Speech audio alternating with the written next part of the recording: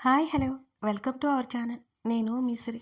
ఈరోజు మనం చెప్పుకోబోయే కథ ఇష్టమైన సకుడ పార్ట్ 214. కథలకు వెళ్ళే ముందు లైక్ చేసి హైప్ చేయడం మర్చిపోకండి ఫ్రెండ్స్. ఇక కథలకు వచ్చేయండి. ఎలా ఉంటాను, మామూలుగానే ఉన్నాను అంటూ మరో చేత్తో ఆమె మెడ దగ్గర నెమ్మదిగా నొక్కడం స్టార్ట్ చేశాడు. ఆమె నిద్రపుచ్చాలి అన్నట్టుగా. నిజంగానా? ఆమె చేతిని తీసి అతని ముఖం దగ్గరికి చేర్చింది. ఎప్పుడూ లేనంతగా అతని గడ్డం ఆమె చేతికి తగులుతోంది. ఎందుకిది అని ఆమె అడుగుతుంటే, నిద్ర రావట్లేదా నీకు అని గగన్ అడిగాడు. "ఉమ్, నిజమే అంది. ఇవాళ డే టైం అటు ఇటు తిరుగుతూనే ఉన్నావు, నోరు కట్టేసి పడుకో అంటూ ఆమెను సరిగ్గా లేపి కూర్చోబెట్టాడు. అతని మెడ చుట్టూ చేతులు వేసి హత్తుకుంది. ఆమెలో ఇది తేడా తెలుస్తోంది. అదేంటో అర్థం కాలేదు అతనికి. ఏమైంది? ఆమె వీపు మీద చెయ్యేసి నిమురుతూ అడిగాడు. తనకి ఇలాంటి లైఫ్ ఎందుకు వచ్చింది, తన వల్ల అతను ఎంత సఫర్ అవుతున్నాడో అనే ఆలోచనలు వస్తున్నాయని ఎలా చెప్పగలదు తను? "ఉహుం, ఏం లేదు." ఆమె గొంతు వణికింది. ఆమెను మరింత గాఢంగా కౌగిలించుకుని, పర్లేదు, కాస్త చేంజ్ వచ్చిందే నీలో అంటూ ఆమెను దూరం జరుపుతుంటే ఆమె అతని నుంచి దూరం జరగనేలేదు. ఏం చేంజ్? మెల్లిగా అడిగింది ధరణి. టచ్ మీ నాట్ స్టేట్ నుంచి కొంచెం కొంచెం డైవర్ట్ అవుతున్నట్టున్నావు అంటున్న అతని మాటలకు ఆమె పెదవులు విచ్చుకున్నాయి. ఆమె మాట్లాడలేదు. అలాగే ఆమె చెంప మీద ముద్దు పెట్టుకుని, టాబ్లెట్స్ వేసుకున్నావా అని అడిగాడు గగన్. నేనేమీ మర్చిపోను. ఒకవేళ మర్చిపోతే అందుకే రిమైండర్ సెట్ చేసుకున్నా అని చెప్పింది ధరణి గొప్పగా. వెరీ గుడ్ అన్నాడతను. నేనేమి స్కూల్ పిల్లని కాదు అంది. యూనిఫామ్ తగిలిస్తే అలాగే ఉంటావు అని గగన్ చెప్పాడు. ఆ అంది ధరణి. ఆ కాదు, నిజమే అంటూ కళ్ళు చిట్లించి చూస్తున్న ఆమెను చూస్తూ మరోసారి ఇరు చెంపల మీద అతను ముద్దు పెట్టుకున్నాడు. ఆమె కనులు మూసుకుని పెదవులు పదే పదే సాగుతుంటే బలవంతంగా బిగబట్టి శరీరాన్ని అతనికి వదిలేసింది ధరణి. అతని ముద్దులు ఆమె ముఖమంతా మెల్లిగా పరుచుకుంటున్నాయి. ఆమె పెదవులు మెల్లిగా అదురుతున్నాయి. ఆమె కింద పెదవిని ముద్దాడగానే అతని టీషర్ట్ కాలర్ మరింత గట్టిగా పట్టుకుంది ధరణి. అతను దూరం జరిగినట్టు అనిపిస్తుంటే ఆమె పెదవులు బిగుసుకున్నాయి. అతని చెంప ఆమె చెంప కానించగా ఒత్తుగా పెరిగిన అతని గడ్డం ఆమె గిలగింతలు పెడుతున్నట్టుగా ఉంది. అతని ముఖాన్ని అటు ఇటు అంటుంటే బిగుసుకున్న ఆమె పెదవులు విడివడ్డాయి. ఆమె చెంప నుంచి ఆమె మెడ వరకు తాకుతున్న అతని గడ్డం గిలిగింతలు పెడుతుంటే మెడని కాస్త పక్కకు వంచేస్తోంది. మెల్లిమెల్లిగా ఆమె నవ్వులు వినిపిస్తూ అతని నుంచి దూరం జరగడానికి ప్రయత్నం చేస్తుంది. అతను జరగనివ్వలేదు. ఆమెతో సహా వెనక్కి వాలి మరింత గాఢంగా హత్తుకున్నాడు ఆమెని. ఆమె శరీరంలో ఎముకలు పైకే అన్నట్టు అతని చేతికి తగులుతున్నాయి. అతని చల్లని చేతిలో ఆమె వెచ్చని దేహాన్ని తాకుతుంటే ఆ చల్లని వాతావరణానికి మరింత చలి పెరిగింది ఆమెలో, ఆమె శరీరంలో. అతని వెచ్చని కౌగిలి ఆమె వీపుకి మరింత వెచ్చదనాన్ని చేకూరుస్తోంది. ఆమె చెవి దగ్గర ముద్దు పెట్టుకుంటూ, బాడీ పెయిన్స్ ఎలా ఉన్నాయి అని అడిగాడు గగన్. అప్పుడప్పుడు బోన్ క్రాంప్స్ ఆమె చెప్తుంటే మెల్లిగా పోతాయి. నువ్వు ఇంకా మంచి ఫుడ్ తీసుకోవాలి కదా అన్నాడు. ఊ, అలాగే అంటావు. అదే ఫుడ్, అదే అదే ముఖాన్ని విరక్తిగా పెట్టుకొని చెప్పింది. చేంజ్ చేద్దామన్నాడు. ఆ అబద్ధం అంది ధరణి. రేపే చేద్దాం సరేనా? నమ్మను నేను అంది. నమ్మకు. ఆమెను మరోసారి దగ్గరికి తీసుకుని ముద్దు పెట్టుకున్నాడు. ఆమె అతని వైపు తిరగాలని చూస్తుంటే అతను తిరగనివ్వలేదు. నువ్వు ఇటు పడుకోవద్దు, ప్రెజర్ పడుతుంది అని చెప్పాడు గగన్. అయితే నువ్వే ఇటురా అని అలకగా అన్నది ధరణి. రోజు ఇంతే అనే విసుగు ఆమె ముఖంలో స్పష్టంగా కనిపిస్తోంది. రేపటి నుంచి ఇక పడుకో అన్నాడు. ఊహుం, ఇప్పుడే ధరణి అంది.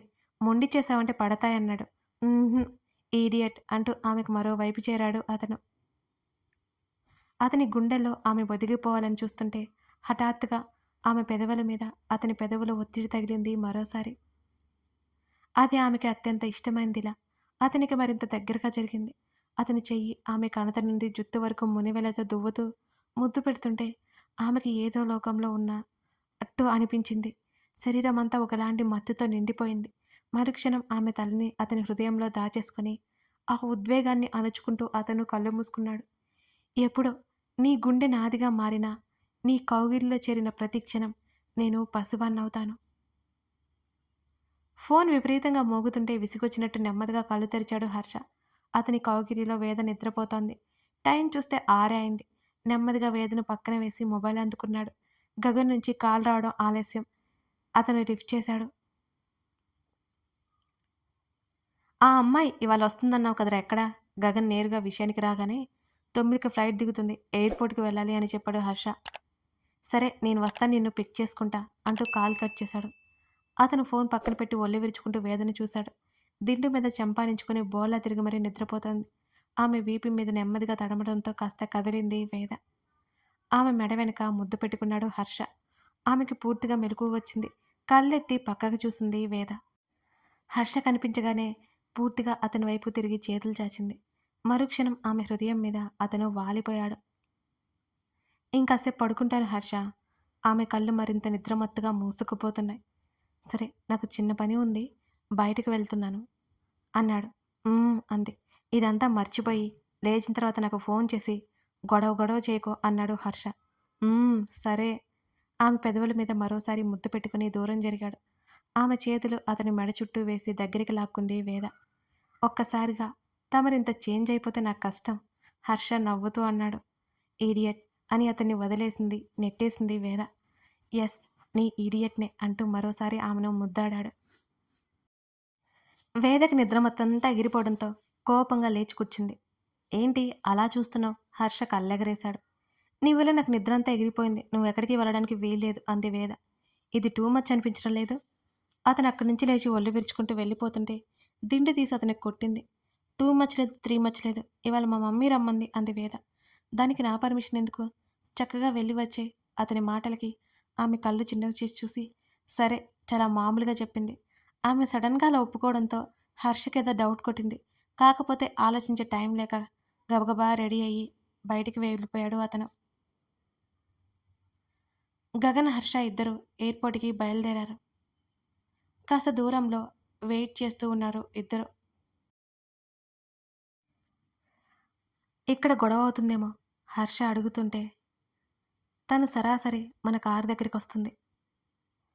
ఎలా అని అడిగాడు.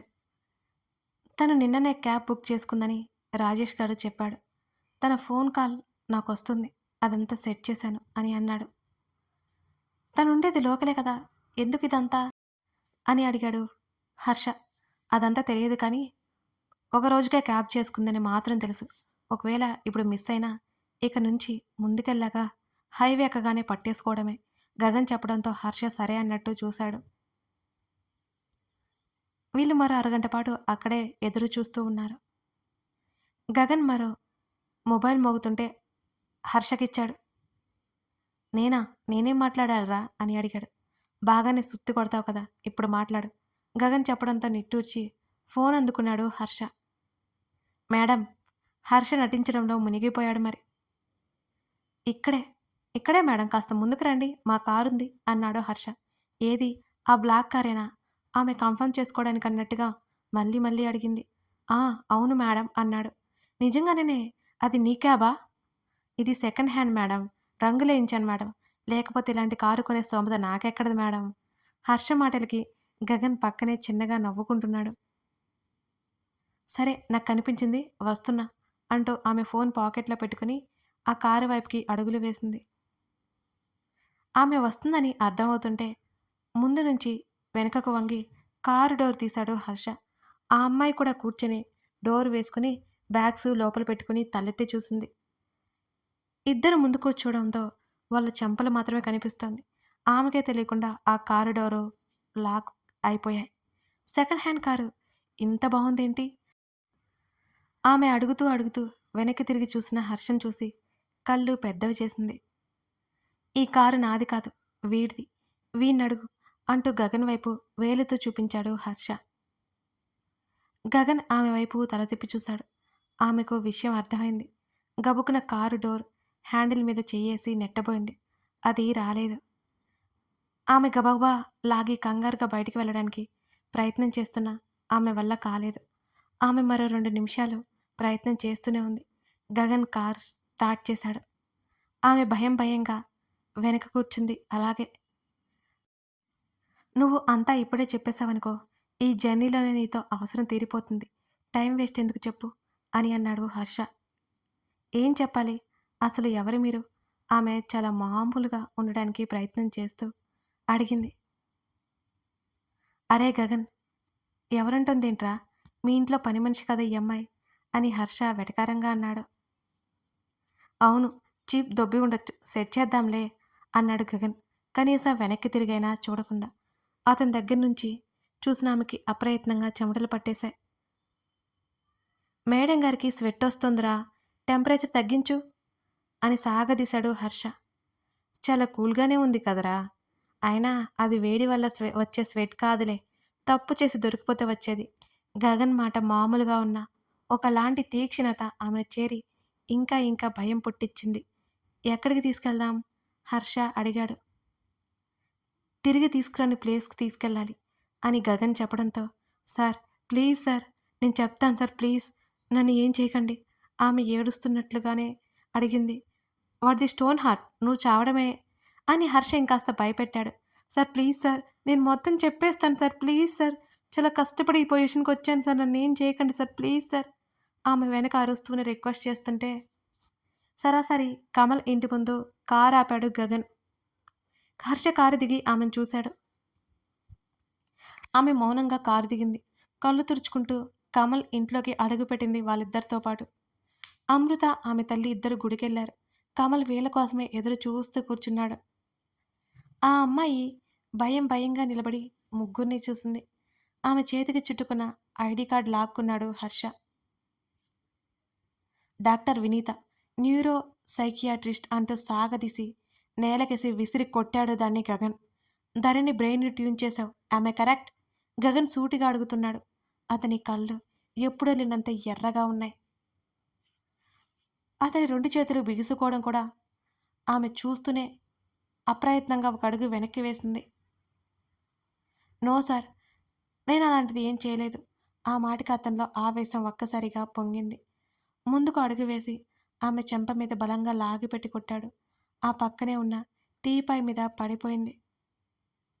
ఆమె బుర్ర గిర్రుమంటుంటే చెంప పట్టుకుని భయంగా చూసింది అతని వంక. నాకు వచ్చే కోపానికి నిన్నిక్కడికిక్కడే చంపాలనిపిస్తోంది.